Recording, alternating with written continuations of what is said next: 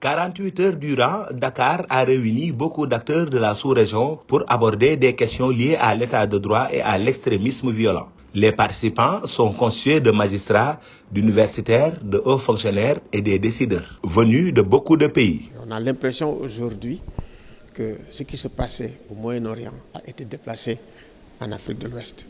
Et il nous faut effectivement analyser cette question, parce que quand on prend les États qui sont confrontés à ces questions de sécurité, que ce soit le Mali, que ce soit le Burkina, que ce soit aujourd'hui le Niger ou même le Nigeria, ce sont des États qui sont devenus vulnérables.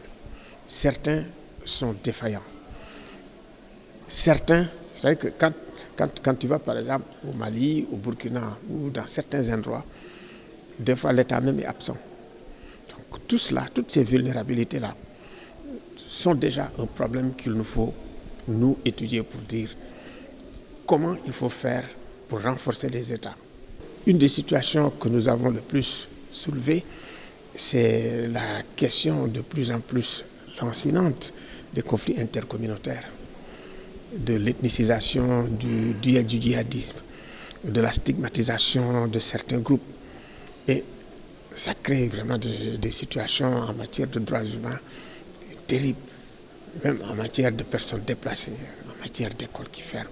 Une occasion pour Afrikajom et ses partenaires de décliner de grandes lignes en guise de résolution pour la paix et la stabilité en Afrique subsaharienne. Sur le rapport général que nous allons publier avec des recommandations très claires, avec un plan de plaidoyer très clair, avec des objectifs bien ciblés concernant à la fois les décideurs, concernant aussi les influenceurs.